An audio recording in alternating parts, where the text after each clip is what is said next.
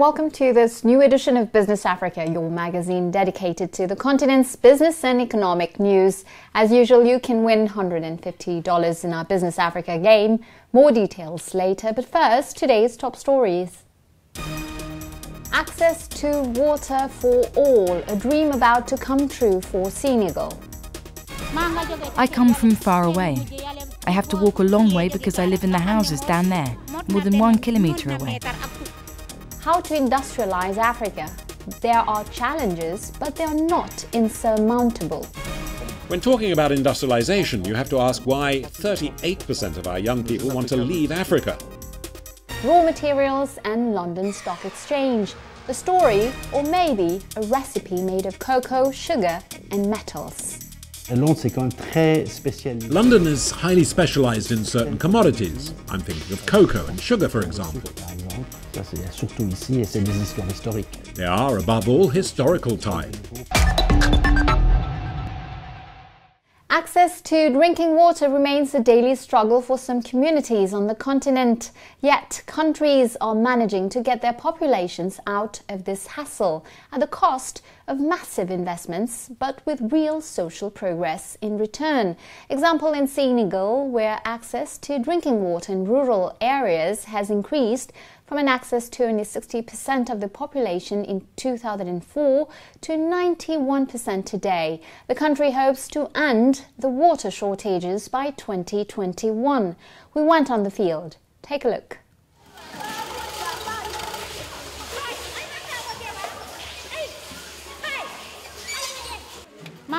I come from far away. I have to walk a long way because I live in the houses down there, more than 1 kilometre away. We've never had enough water either during the rainy season or the dry season. We have no choice but to come here to draw water from the well. We have no tap. We have nothing. This is how we suffer. There is only this well. Until fairly recently, just 60% of the population in Senegal had access to drinking water in rural areas, and women bore the brunt of fetching it. Hundreds of thousands of women walked several kilometers each day to find water, often of poor quality. It was a task that adversely affected health, education for girls and household income.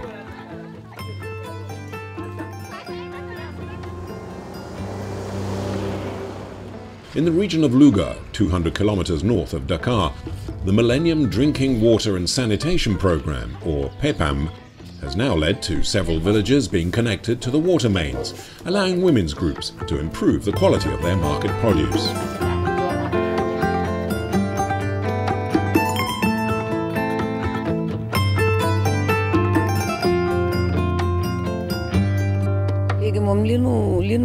There are several women's groups that operate in the same area but with different produce. And each group earns approximately $415 a week or more than $1,600 a month.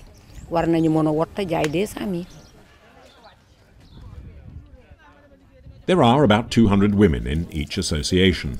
With water more readily available, women's associations have been able to significantly improve the scope of their activities. All agricultural produce and income generated from sales are equally distributed among the women's groups.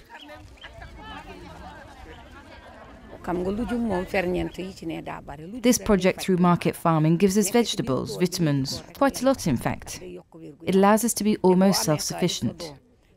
We sell what remains, which allows us to have a little income to meet the needs of our families, such as health, the children's education.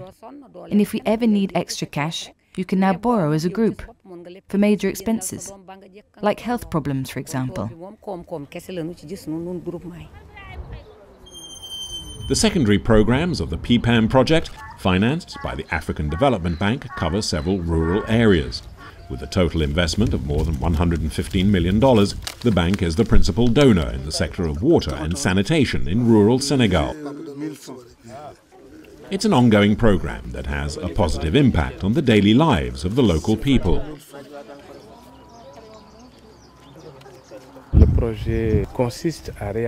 AFDB and PEPAM projects focus on providing drinking water and sanitation, particularly with the introduction of sandpipes, direct supplies to homes, and family and public latrines. They also allow for the improvement of water management in rural areas with the establishment of users' associations, which help awareness and capacity building components of those involved, especially women. We assessed the program to measure the initial impact, and we realized the time women spent fetching water was reduced by 60 to 70%. Here in the village of Ndiobene Ambata, the program was completed almost 4 years ago. A water tower was built which supplies 32 villages, either through public standpipes or by direct connection to homes. These developments are naturally warmly welcomed.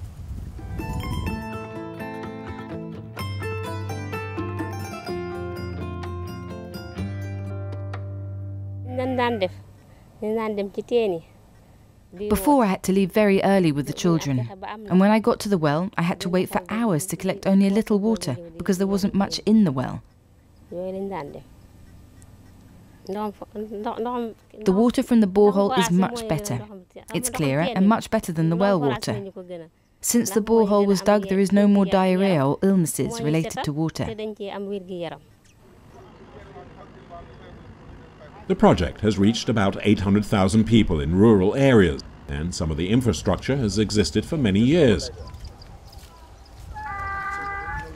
Its management has been delegated to the estimated 500 user associations that have been set up and are responsible for the distribution of water, collection of payments, and, as here, basic maintenance.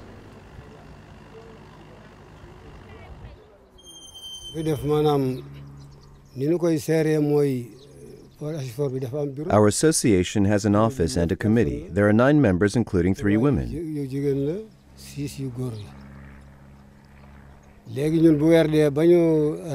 At the end of the month, we collect payments and we pay the driver and other employees. We buy diesel and the rest of the money is deposited in the bank by our treasurer.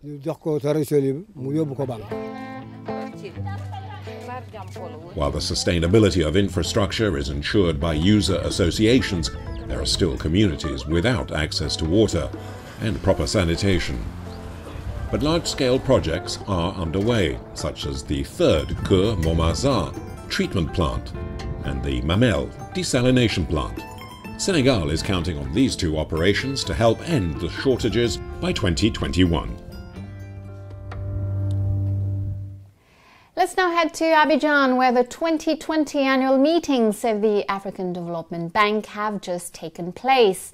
The event, virtual for the first time in its history, saw the 5-year re-election of President Akinwumi Adesina. He has shown himself to be particularly committed to the reconstruction of the continent after the COVID-19 pandemic, placing it under the sign of unity of Africans. Take a look. We are together. We are together in our commitment to Africa. We are together in our determination to help Africa build back its economies from the devastating effects of the pandemic. We are together to support and strengthen the African Development Bank to better support Africa. Akinwumi Adesina also reminded that during the crisis, the bank made its financial resources available to its 54 member states. We have been responsive, playing our counter-cyclical role within what's feasible, taking into consideration our prudential limits. A very concrete support to Africa, as the bank has succeeded in mobilizing $3 billion thanks to a social bond issued on the London Stock Exchange as from March. And in April, a COVID rapid response mechanism made $10 million available to the institution's 54 member states. Meanwhile, the situation in Mali continues to be of concern. ECOWAS, the Economic Community of West African States, had strongly condemned the overthrow of the former head of state Ibrahim Boubacar Keïta by military coup plotters last month, leading to border closures. Since then, the former president has been released and the sanctions on financial flows imposed on Mali by ECOWAS have been eased. But the ruling junta says it wants to stay in power for a transition period of 3 years. Professor Mutila Olasupo, you are the Director of Institute for Peace, Leadership and Development Studies at the University of Abuja in Nigeria. Thank you for joining us on Business Africa to talk about the ECOWAS strategy in Mali. ECOWAS members seem somewhat divided on the situation in Mali. What is your analysis of the united front they have shown so far? Initially, there was a division among ECOWAS members. Only Niger, Nigeria, Ghana, and Ivory Coast were at the forefront of making sure that peace is restored in Mali. But later on, when other African ECOWAS members realized that the crisis in Mali could actually expand its tentacles, it could degenerate to various countries within West Africa. Don't forget that Mali is bordering with about 7 countries in West Africa. So ECOWAS have realized this, and they've been able to form a very strong and indomitable united front to ensure that they have to put an end to the crisis in Mali. Are financial sanctions and closing the borders the right choice? Thank you very much for asking these very jamming questions. The impact of these border closures, economic sanction on Mali is going to aggravate the economic quagmire in Mali. Don't forget, Mali is a one-source economy. It's a mono-economic country. They only depend on mining. And their major economic survivor is based on trade transaction with other African countries. So if this is stopped, it means there's going to be economic difficulty for the people of Mali. And don't forget, one of the major problems that led to this crisis is because of the economic problems, which was fueled by pervasive corruptions, extreme poverty, and protracted conflict. So it's going to have a very serious impact, adverse impact on the already tensed and disabled economy in Mali. So I'm expecting the ECOWAS members to look for the alternative means of conflict resolutions to ensure that the crisis situation in Mali is being curtailed, instead of continuously imposing these economic sanctions on Mali. What are going to be ECOWAS' best options if the situation in Bamako remains unsolved? Using excessive militarizations to restore democratic government in West Africa and in Africa as a whole is not a good option. What I would suggest for ECOWAS to do if the situation continues is to try as much as possible to use peaceful mechanisms to bring about sustainable peace and harmony in Mali. Let all the disputants, I'm talking about all these rebels, the rebel groups, let them come together and try and understand themselves. Because what is lacking in Mali today, based on my understanding and empirical investigation I've carried out, is that there is historical lack of understanding and mistrust among all these groups. So ECOWAS need to be very proactive and try as much as possible to bring together all these groups and find out their grievances and complaints so that they will be able to harmonize and bring about sustainable peace in Mali. Professor Mutula Olasupo, thank you for your time. In its 2019 report, the African Development Bank advocated that Africa must industrialize, and indeed, experts point out that industry's share of Africa's GDP has been steadily declining. From over 30% in 1980, it has shrunk to 25% today. What are the reasons for the shortcomings of the African industry and how to overcome them? We take stock in this report by David Thiombiano. With growth on the continent running at 4 to 5%, one of the highest levels in the world, African nations naturally want to see their economies flourish. But economists are categorical. This cannot be achieved on the strength of raw material exports alone. The key lies with industrialization that will in turn generate greater profits and create more jobs in the long term. Unfortunately, Africa is lagging far behind. There are the mines, there is construction, and there is processing. Over the past 45 to 50 years, our leaders have focused on mining. Unfortunately, the mining sector does not create as many jobs as we would like. And what jobs it does create are not well paid. Look at South Africa. The construction sector is fine, and it depends what you build. These two are all too often high-end construction. But who are we doing this with? Well, with China. So once again, Africa is not coming out on top. That leaves the processing sector, manufacturing, in other words, the processing and diversifications of our raw material. When talking about industrialization, you have to ask why 38% of our young people want to leave Africa. They want to leave because there is no work. And if there is work, it's because someone else is processing our raw material. For decades, the Ivory Coast has been the world's leading exporter of cocoa. But the country didn't open its first cocoa bean processing plant until 2015. Now, locally produced goods are available for local consumers who had no other choice before than to buy foreign-made products. Economists call that the added value chain. It is vital to make sure the continent's agro-industrial, textile, and consumer product sectors join this added value chain. But talk is cheap. How can such a challenge be met with success when similar attempts have failed for the past half-century?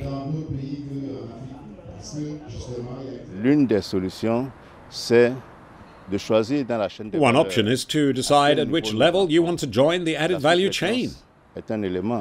There is subcontracting and then there is co-contracting.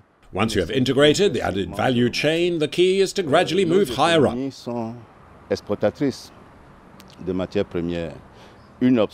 Our economies are based on raw material exports. Some countries have decided to impose at least a minimum amount of processing. This processing may take place locally and may be done by national companies, or it can be done by multinationals. But this must be an obligation for all actors in the process, so that we can slowly make our way up the added value chain.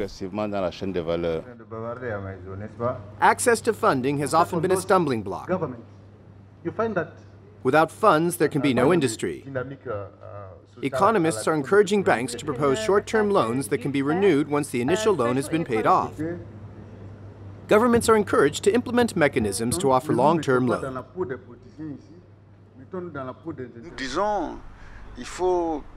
We are calling for the creation of public investment banks to counteract the shortcomings of the market in sectors where the market is not prepared to invest.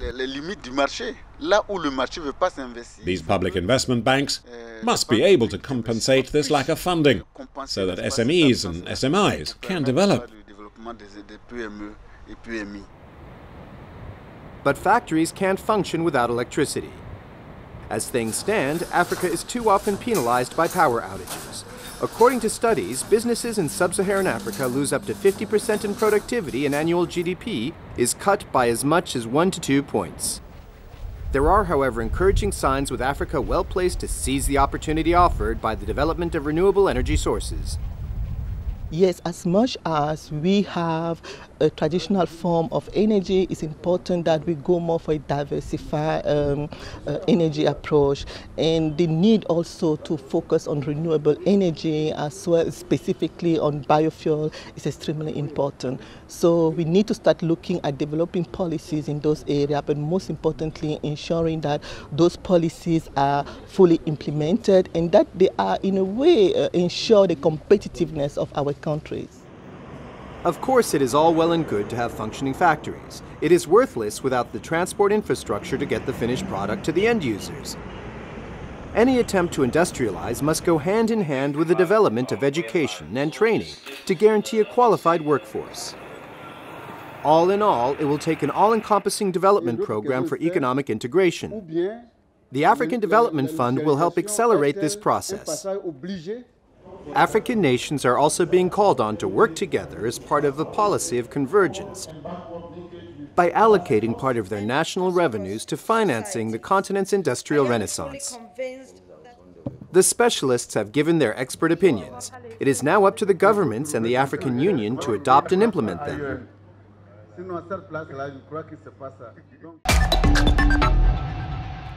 Welcome back to the second part of our show. Let's now head to a country which is particularly dear to my heart and where I was born, Mauritius. Tens of thousands of demonstrators dressed in black took to the streets of Port Louis several weeks after the sinking of the Japanese cargo ship Wakashio on July 25th. The Japanese bulk carrier contained 3,800 tons of fuel oil and 200 tons of diesel, and the effects of the oil spill on protected areas, wildlife, and the economic life of the populations could be considerable. It should be recalled that the demonstrators are calling for an investigation into the deaths of around 40 dolphins found near the site of the shipwreck. Will an African soon be at the head of the International Finance Corporation, IFC, the private sector finance arm of the World Bank, unless she is an African woman? Cameroonian economist Vera Songwe is vying for the post of chief executive of the institution, where she headed the West and Central Africa department. Her opponent, the Ivorian Thierry Tanot, former CEO of EcoBank and former deputy chairman of the IFC, one or the other could succeed the Frenchman Philippe Leroux from October. And precisely the level of African commodity prices, which has suffered from the impact of the COVID-19 pandemic, is being closely scrutinized in London. The Africa of commodities and the British capital have a long common history. Cocoa, sugar and metals from the continent are among the raw materials traded daily in the city, starting with the London Metal Exchange, which serves as a benchmark for the global metal markets. Laurence Eustras, our reporter, has more. Take a look. It is the end of the week in the City of London, but for the traders in this building, the weekend is still a long way off.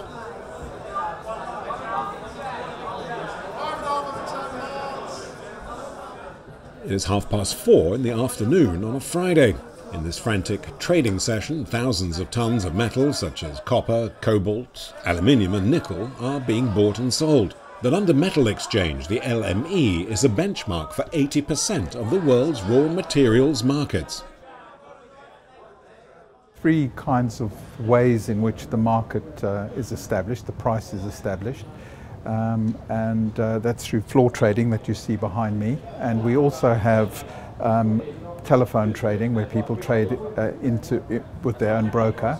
And finally, there's also electronic trading. And through those three mechanisms, the price is determined, the global price for these metals is determined. London, the LME, and African metals have a long shared history. It all started with the trade in copper from Zambia and South Africa.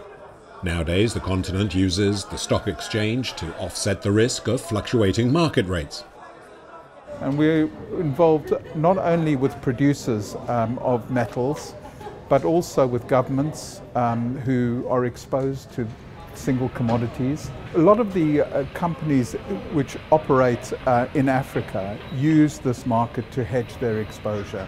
And that, you know, there are a lot of Indian companies in Africa, mining companies, Australian, Chinese, American and Canadian companies that are active in Africa, and they all manage their risk on the LME, as do some governments who are exposed, particularly, for example, on copper, will manage their risk here on the LME and have done for many, many years. And yet, despite appearances, London is still in the back seat for the world trade in raw materials, a market that is dominated by Switzerland with 30% of transactions. London is highly specialized in certain commodities. I'm thinking of cocoa and sugar, for example. There are, above all, historical ties. Now there is oil once more, as it is tied in with the history of the Commonwealth. Having said that, the market leader by a long way is Switzerland. With a less advantageous fiscal policy, London is also handicapped by stricter banking regulations that influence funding and tend to favour monopolies by the major traders. Although changes in world trade and emerging economies will lead to greater international competition, London is confident, at least as far as metals are concerned. We see our market share growing. We see that the concentration of liquidity here in London is very important to people getting better prices for their commodities, and we don't fear competition at all. The question now is whether the COVID-19 crisis will change all that. The famous Traders' Auction suspended its lively sessions in March to avoid the spread of the virus by switching to electronic trading. And the slump in demand from China has hit copper and aluminium prices hard. Will Africa's increased demand for materials to support its own growth play a role? The African commodities exchanges may be tempted to claim their share of the highly prized commodities market. It's now time to reward our loyal viewers of Business Africa. It's up to you to answer to the following questions. If you're drawn among those who have given the correct answers, you will win $150. This is game number 532. Listen carefully to the two questions that follow, and good luck. First question. How many Senegalese had access to drinking water in rural areas in 2004? 40%, 60%, 80%. Second question. What is the benchmark for the global metals market? Frankfurt Stock Exchange, London Metal Exchange, New York Stock Exchange. You know the answers. You can participate now by going to our Facebook page, answer the questions, fill out your form, and good luck. And of course, don't forget to include your contact details, name, address, telephone, email, and the number of the game you are entering with the answers, of course. This game, for example, is number 532. The winner will receive $150 as our winner this week. Congratulations, you gave the correct answers to our game number 525. Here are the details. First question. What percentage of the population over 15 has a bank account in sub-Saharan Africa? Answer. From 10 to 15%. Second question. What is the average consumption of fish per year and per capita in Gabon? Answer. From 25 to 30 kilos. That's it. Business Africa is over for today. I'll see you next week, same time, same channel with Initiative Africa. We'll talk to Benny Mabella, President of VenSearch Solutions, who will tell us more about her initiatives and programs for the African youth. In the meantime, you can catch this program on our Facebook, Vimeo and YouTube channels. And feel free to share, like and comment using the hashtag Business Africa TV show on our Twitter account @AfricaShows. Take care of yourselves and have a great week. Goodbye.